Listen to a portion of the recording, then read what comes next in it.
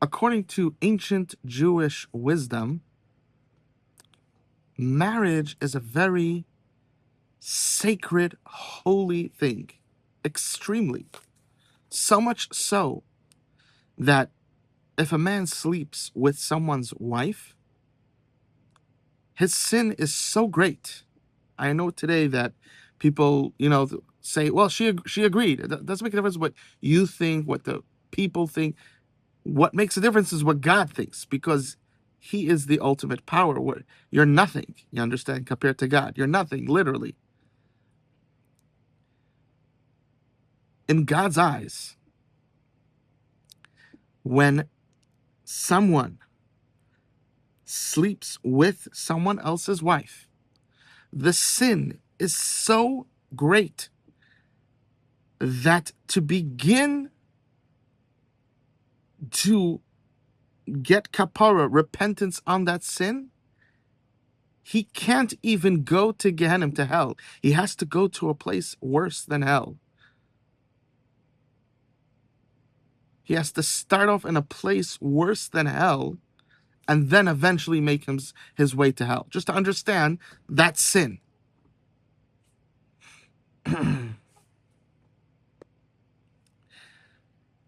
Now, in Judaism, this is taken very, very seriously. Women are not supposed to be accepting. A man is making a joke and say, well, I'll marry you with this, and gives it to a woman. Should not accept it. Even though he's doing it as a joke, it's a serious thing. We don't do that, because if he did mean it and there's two kosher witnesses, then the marriage works. You understand? And now she's married. There's even stories about if you committed to a woman that you were going to marry her and then broke that commitment, that caused bad things to happen to a person. Further so, there's even stories of, let's say, as children, as little kids, you make, let's say, a show and there's a mock wedding. You should not use a boy and a girl in a mock wedding.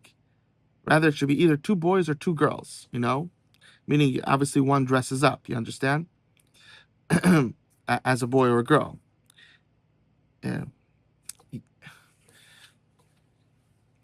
You do not use, even as kids, since marriage is so sanctified, even as a child, if you do something that looks like marriage, it could cause that the woman's children would die or your wife's children will die, because marriage is super holy and it's not something that you play around with. You understand?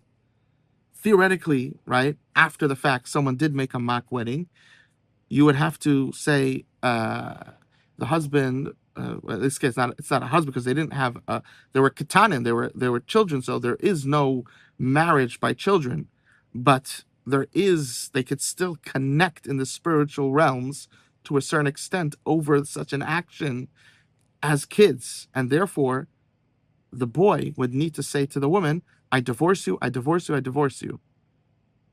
You understand? There's no get because there was no marriage, but so he says dvarim, he says milim, he says words. You understand? This is how in Judaism marriage is looked and pinnacleized. You understand? And it's not just a show, it's reality, because we understand this is how God looks at it. I love you, Hashem loves you more.